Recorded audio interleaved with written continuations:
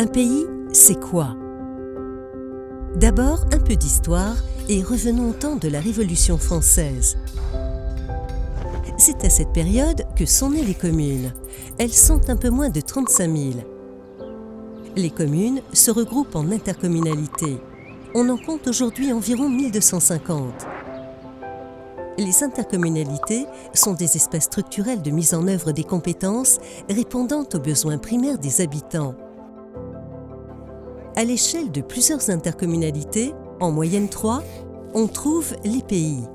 Ces espaces de partenariat et de coopération complètent l'action des intercommunalités en lien avec leurs communes. Instaurés par la loi Voynet de 1999, les pays répondent à une cohésion géographique, culturelle et économique. L'action du pays s'adosse à un projet de territoire stratégique à vision 20 ou 30 ans et partagé avec tous les acteurs. À ce jour, il existe 268 pays, la plupart en milieu rural, couvrant 62% du territoire et 47% de la population française. Mais en pratique, c'est une démarche volontaire des acteurs locaux, publics et privés d'un territoire. En créant un espace de mutualisation et de concertation, cela permet de réaliser des projets que les intercommunalités ou les communes ne pourraient pas réaliser seules. Grâce à la coordination des politiques publiques locales, on estime que 1 euro investi dans un pays, c'est multiplié par 3 à 4 les retombées financières pour le territoire. Les pays peuvent agir sur 5 grands chantiers, c'est à la carte selon la volonté locale. La transition et l'adaptation écologique, l'attractivité économique, le cadre de vie, les services à la population, la contractualisation et innovation.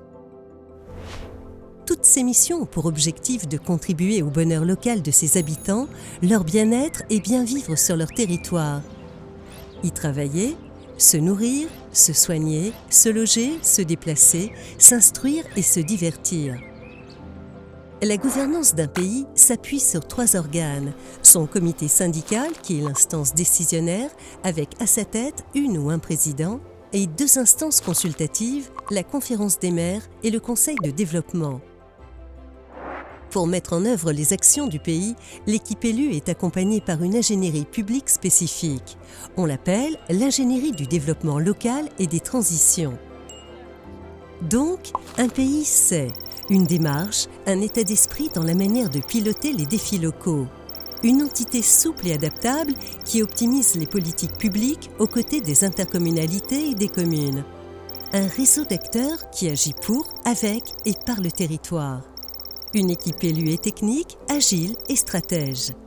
Et enfin, un outil sur mesure pour l'accompagnement des élus et porteurs de projets.